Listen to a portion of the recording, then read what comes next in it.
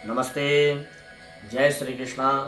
सभी भक्तजनों को सादर जय सिया राम। आज हम आप लोगों को हरितालिका व्रत के बारे में बताने वाले हैं कि हरितालिका व्रत कब करना है। विशेष रूप से यह व्रत कुंवारी कन्या एवं माताएं करती हैं।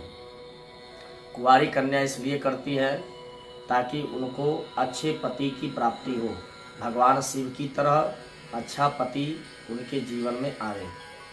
और सौभाग्यवती स्त्रियां इसलिए करती हैं ताकि उनका जो इस जन्म का रिश्ता है वो जन्मों जन्म तक बना रहे और उनका सौभाग्य जीवन पर्यंत बना रहे। तो आज इसी हरितालिका तीज व्रत के बारे में हम आप लोगों को बताने वाले हैं कि क्यों इसका नाम हरितालिका पड़ा। 2024 में इस बार इस व्रत को कब करना है, किस समय करना है, पूजन कब होगा, क्योंकि कई प्रकार से इस बार भी भ्रांतियां माताओं के दिलो दिमाग में बैठा हुआ है। तो सबसे पहले यह हरितालिका तीज व्रत इस बार 6 तारीख को मनाया जाएगा। 5 तारीख को द्वितीया तिथि के बाद यह तीज 10:06 के बाद आ रहा है दोपहर में। उदया तिथि न होने के कारण 6 तारीख को यह तृतीया तिथि 12:09 तक मिल रहा है और 6 तारीख को ही उदया तिथि में यह तिथि मिल रही है। अतः 5 तारीख को आप लोग व्रत न करें, 6 तारीख को उदया तिथि की तीज लेकर के और आप पूरा व्रत करें, विधि से व्रत करें। संभव हो तो 12 बजे से पहले तृतीया तिथि में ही पूजन संपन्न कर लें, कथा भी सुन लें और व्रत पूरा दिन करें जैसे आप करते हैं। दूसरे दिन 7 तारीख को 10 बजे से पहले आप पारण कभी भी कर सकते हैं। कई जगह भ्रांतियां ये भी हो रही है कि 5 तारीख को ही तीज मनाया जाएगा, जबकि यह मिथ्या बातें हैं। 5 तारीख को हरितालिका तीज नहीं है। 6 तारीख को हरितालिका तीज का व्रत आप लोगों को करना है। संभव हो जाए सभी व्रती माताएं बहनें 6 तारीख को 12 बजे से पहले एकजुट होकर के भगवान शिव की विशेष पूजन आराधना आप करें, और नहीं तो दिन में कभी भी आप सायंकाल में भी कर सकते हैं, कोई उसका दोष नहीं लगेगा। परंतु तृतीया तिथि को लेकर अगर आप चलती हैं तो तृतीया तिथि में पूजन अगर हो जाए तो विशेष उसका फायदा, विशेष लाभ आपको मिलेगा। अब हरितालिका तीज का व्रत माताएं क्यों करती हैं, क्यों कुंवारी कन्याएं करती हैं, तो इसके संबंध में एक कथा आती है हरितालिका तीज व्रत के बारे में कि माता पार्वती जो है जब कुंवारी थी तो वह भगवान शिव को प्राप्त करना चाहती थी। भगवान शिव को प्राप्त करने के लिए उन्होंने घोर तपस्या करना चाहा, परंतु उनके पिताश्री भगवान विष्णु को अच्छा वर मान करके और उन्हीं के साथ नारद जी के कहने पर माता पार्वती जी के पिताजी ने विष्णु भगवान से विवाह तय कर दिया।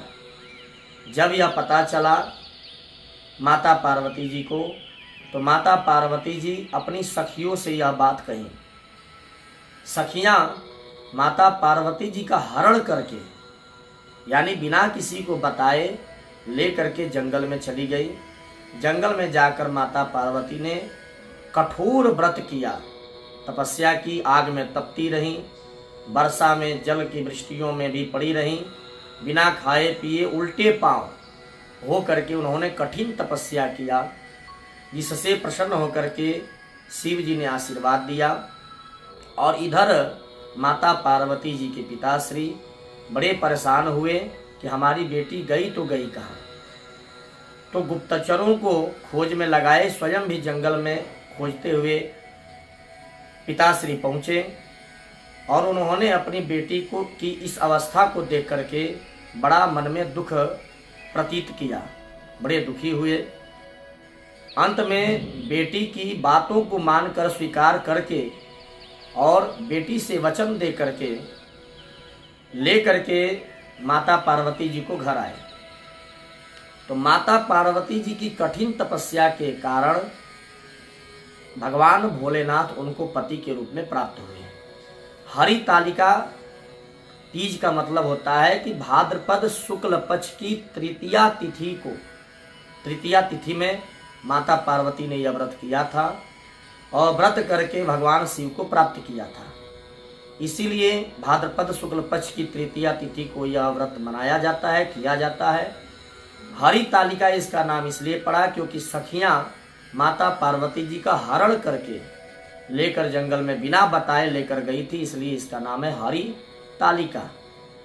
तीज इसलिए है क्योंकि तृतीया तिथि में ही माता पार्वती ने भगवान शिव को प्राप्त किया था, इसलिए यह हरितालिका तीज का कथा हमने आपको संक्षिप्त में सुनाया। कब करना है, कैसे करना है, आप विधिवत भगवान शिव की पूजा करें। बहुत लोग तो पार्थिव शिव बना करके भी भगवान शिव की पूजा माताएं करती हैं। बहुत लोग शिव जी के मंदिर में जा करके माता पार्वती और शिव जी की पूजा करती है। जैसे आप कर सके, निर्मल मन जन सो मोहि पावा, मोहि कपट छल छिद्र न भावा।